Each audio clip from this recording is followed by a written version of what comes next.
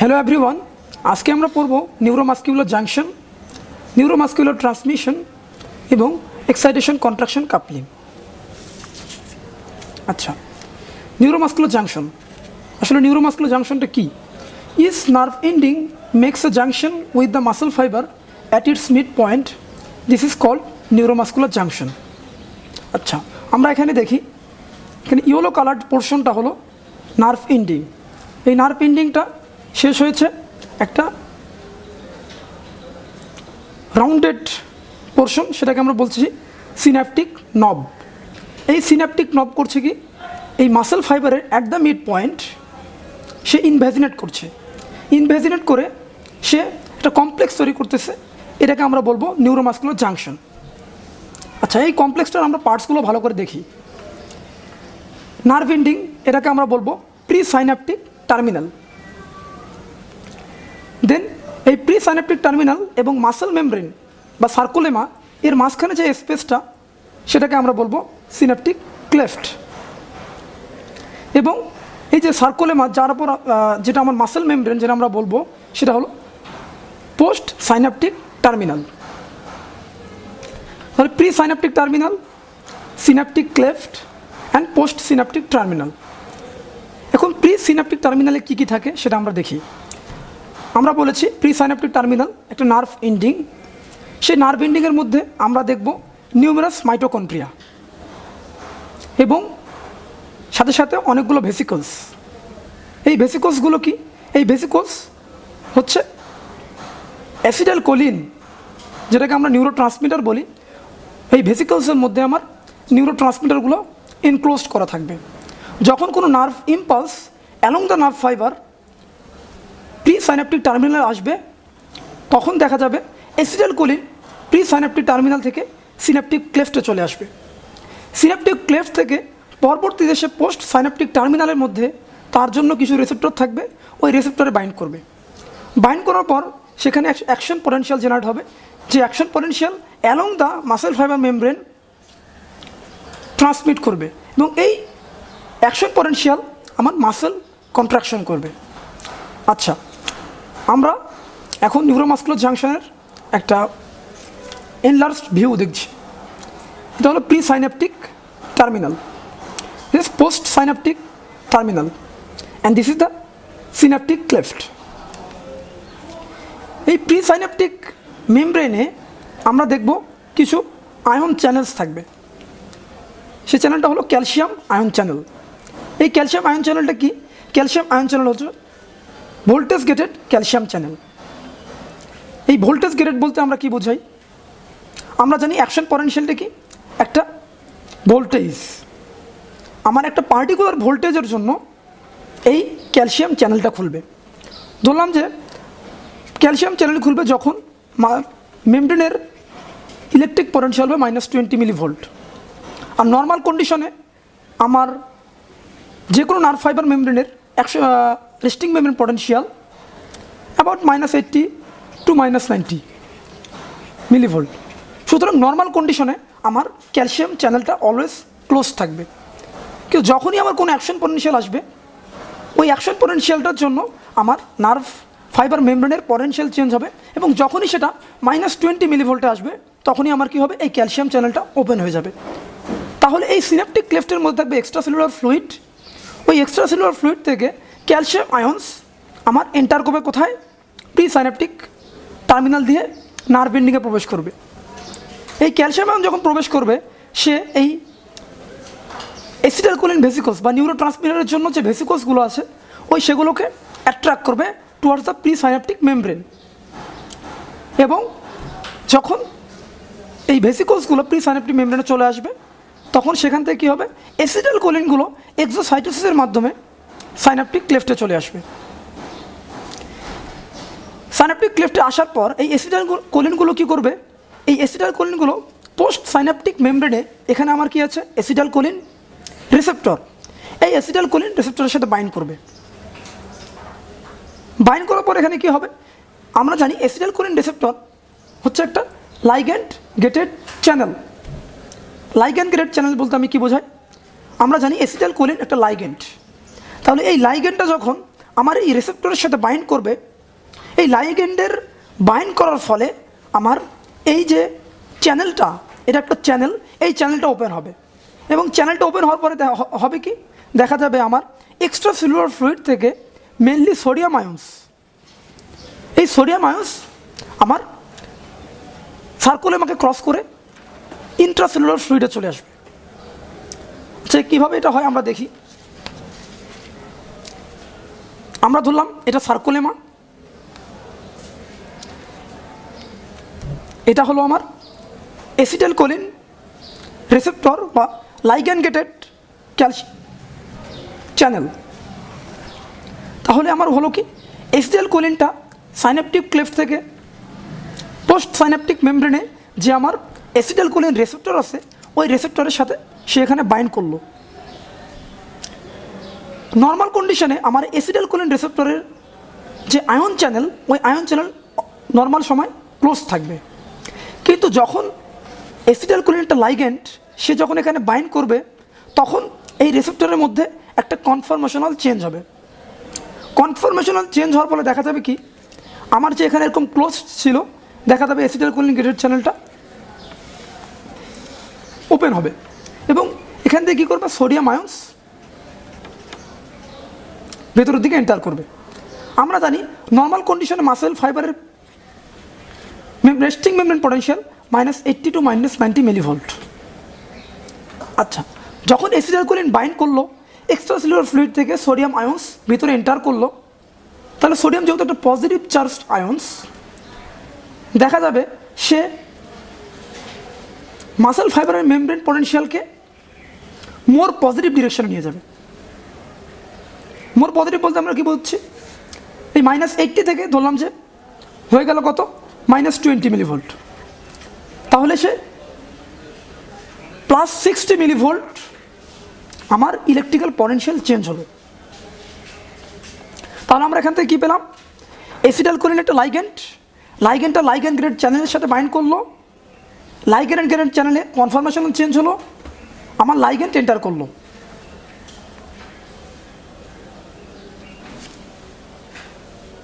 আচ্ছা, তাহলে সোডিয়াম যখন ভিতরে এন্টার করবে, আমার ইলেকট্রিক্যাল পটেনশিয়াল চেঞ্জ হয়ে -20 মিলিভোল্ট, ধরলাম যে -20 মিলিভোল্ট চলে আসলো এবং এই অ্যাকশন পটেনশিয়ালটা along the muscle fibre membrane সে মুভ করবে এবং আলটিমেটলি সে মাসেল কন্ট্রাকশন করবে। আচ্ছা, আমরা একটু আগে বললাম যে সোডিয়াম আয়ন্স মেমব্রেনে সার্কুলেমার মধ্য দিয়ে সে ইন্ট্রাসেলুলার ফ্লুইডে চলে আসলো এবং সে রেস্টিং মেমব্রেন পটেনশিয়াল -80 থেকে -20 মিলিভোল্টে নিয়ে আসলো। তাহলে এখানে একটা আমার ভোল্টেজ চেঞ্জ হচ্ছে আর একটা পটেনশিয়াল তৈরি হচ্ছে। এই পটেনশিয়ালকে আমরা বলবো এন প্লেট পটেনশিয়াল। তাহলে এন প্লেট পটেনশিয়াল বলতে আমরা কী বোঝাই, the sudden insurgence of sodium ions into the muscle fibre when the acetylcholine channels open causes electrical potential inside the fiber at the local area of the end plate to increase in positive direction as much as 50 to 75 millivolt, creating a local potential called end plate potential. আচ্ছা, এখানে আমরা নতুন একটা term পেলাম, and plate. And প্লেটটা কি, আমরা লেকচারের প্রথম দিকেই শুনেছি নিউরোমাস্কুলার জাংশন, সেখানে একটা নার্ভ এন্ডিং থাকবে এবং একটা পোস্ট সিনাপটিক মেমব্রেন বা মাসেল ফাইবার বা সার্কুলেমা থাকবে। তাহলে এখানে নিউরোমাস্কুলার জাংশন একটা complex, pre synaptic membrane, synaptic cleft এবং পোস্ট সাইন্যাপটিক মেমব্রেন, এই তিনটাকে আমরা একটা কমপ্লেক্স বলতে পারি, একে নিউরোমাস্কুলার জাংশন বলতে পারি, একে এন্ড প্লেটও বলতে পারি। তাহলে এই এন্ড প্লেটে আমার একটা রেস্টিং মেমব্রেন পটেনশিয়াল থেকে আমার নতুন একটা পটেনশিয়াল তৈরি হচ্ছে, কার কারণে, সোডিয়াম আয়ন্স ইনসার্জেন্স হচ্ছে। তাহলে সোডিয়াম আয়ন্স ঢোকার ফলে আমার যে রেস্টিং মেমব্রেন পটেনশিয়ালটা চেঞ্জ হচ্ছে, একটা নতুন পটেনশিয়াল তৈরি হচ্ছে, এই পটেনশিয়ালকে আমরা বলবো এন্ড প্লেট পটেনশিয়াল। এই এন্ড প্লেট পটেনশিয়ালের ইম্পর্টেন্সটা কী, এই এন্ড প্লেট পটেনশিয়ালটাই হলো আমার এই end plate potential along the muscle fibre membrane সে মুভ করবে এবং আলটিমেটলি এর প্রভাবে আমার মাসেলটা কন্ট্রাক্ট করবে। আচ্ছা, অ্যাকশন পটেনশিয়াল যদি মাসেল ফাইবার মেমব্রেন দিয়ে বা সার্কুলেমা দিয়ে যদি মুভ করে, সেটা আমার মাসেল ফাইবারকে কন্ট্রাক্ট করবে। তাহলে সে কীভাবে কন্ট্রাক্ট করবে, এই প্রসেসটার নাম হলো এক্সাইটেশন, কন্ট্রাকশন, কাপলিং। এটা বলতে আমরা কি বোঝাই? Excitation of the nerve causes the muscle to contract. This is called excitation, contraction, coupling. মানে কি, নার্ভ ফাইবার আমার এক্সাইটেড হবে, মানে action potential along the nerve fibre move করবে, ওর ফলে হবে কি আমার মাসেল ফাইবার মেমব্রেনে একটা অ্যাকশন পোটেনশিয়াল জেনারেট করবে, ওই অ্যাকশন পোটেনশিয়ালটা আলটিমেটলি মাসেলকে কন্ট্রাক্ট করবে। তাহলে এই হোল প্রসেসকে আমরা বলবো এক্সাইটেশন, কন্ট্রাকশন, কাপলিং। আচ্ছা, আমরা একটু আগেই এক্সাইটেশন, কন্ট্রাকশন, কাপলিং সম্পর্কে বলেছিলাম। আর আমরা বলেছিলাম কি যে অ্যাকশন পোটেনশিয়াল জেনারেট করবে সেটা along the muscle fibre membrane move করবে। এখন একটা প্রশ্ন, আমার মাসেল ফাইবার যে কন্ট্রাক্ট করবে সেই কন্ট্রাক্টাল এলিমেন্টস থাকবে হলো মাসেল ফাইবারের মধ্যে, ইনসাইড দ্য মাসেল ফাইবার। তাহলে আমার মেমব্রেন দিয়ে যদি অ্যাকশন পোটেনশিয়াল মুভ করে তাহলে তো আমার এখানে কোনো কন্ট্রাকশনের কথা না, কারণ এই মেমব্রেনের সাথে আমার ডিরেক্টলি এই কন্ট্রাক্টাল এলিমেন্টের কোনো কানেকশন নেই। তাহলে কীভাবে এই মাসেল কন্ট্রাকশনটা হবে? এজন্য হয়েছে কি, এই মাসেল ফাইবার মেমব্রেনটা ইনভ্যাজিনেট করেছে করে সে একটা টিউবিউল তৈরি করেছে, সেটাকে আমরা এটাকে বলি টি টিউবিউল বা ট্রান্সভার্স টিউবিউল। কেন ট্রান্সভার্স টিউবিউল বলছি? কারণ এই টিউবিউলটা মাসেল ফাইবারের ট্রান্সভার্সলি সে ইনভ্যাজিনেট করছে এবং মাসেল ফাইবার মেমব্রেনের এক মেমব্রেন থেকে অপর মেমব্রেন পর্যন্ত সে বিস্তৃত। তাহলে সে ইনভ্যাজিনেট করছে, তাহলে আমরা দেখব এই ট্রান্সভার্স টিউবিউলের বাইরে থাকবে এক্সট্রা সেলুলার ফ্লুইড। তাহলে along the muscle fibre length, ধরো এটা আমার অ্যাকশন পোটেনশিয়াল সে মুভ করে সে ট্রান্সভার্স টিউবিউল দিয়ে ইনসাইড দ্য মাসেল ফাইবার চলে আসার পর কী হবে আমরা জানি, এন্ডোপ্লাজমিক রেটিকুলাম, যেটা মাসেল ফাইবারের ক্ষেত্রে আমরা বলি সার্কোপ্লাজমিক রেটিকুলাম। মাসেল ফাইবারের ক্ষেত্রে এই সার্কোপ্লাজমিক রেটিকুলামের আলাদা একটা স্ট্রাকচার রয়েছে। আমরা দেখব ট্রান্সভার্স টিউবিউলের বোথ সাইডে আমার সার্কোপ্লাজমিক রেটিকুলাম এনক্লোজ করে থাকবে, সেটাকে আমরা বলবো টার্মিনাল সিস্টার্নি। তাহলে এটা কি বলবো? টার্মিনাল সিস্টার্নি। এবং এগুলো আমার সার্কোপ্লাজমিক রেটিকুলাম, এটা টার্মিনাল সিস্টার্নি, এবং এটা হলো লঙ্গিটিউডিনাল ব্যান্ড বলতে পারি আমরা। তাহলে এই সার্কোপ্লাজমিক রেটিকুলার মধ্যে, এই টার্মিনাল সিস্টার্নির মধ্যে আমার অনেক ক্যালসিয়াম আয়ন্স স্টোর থাকবে। বলা হয় যে ইন্ট্রাসেলুলার ফ্লুইড থেকে অ্যাবাউট 10,000 টাইমস বেশি কনসেন্ট্রেট থাকে এই টার্মিনাল সিস্টার্নির মধ্যে। তাহলে যখন আমার action potential along the T tubule move করবে, এই অ্যাকশন পোটেনশিয়ালের কারণে টার্মিনাল সিস্টার্নের মধ্যে কিছু ক্যালসিয়াম চ্যানেলস আছে। ওই ক্যালসিয়াম চ্যানেলটা আমার কি ভোল্টেজ গেটেড ক্যালসিয়াম চ্যানেল। তাহলে অ্যাকশন পোটেনশিয়াল আসলো, অ্যাকশন পোটেনশিয়ালটা করলো কি, ওই ভোল্টেজ গেটেড ক্যালসিয়াম চ্যানেলটাকে খুলে ওপেন করলো।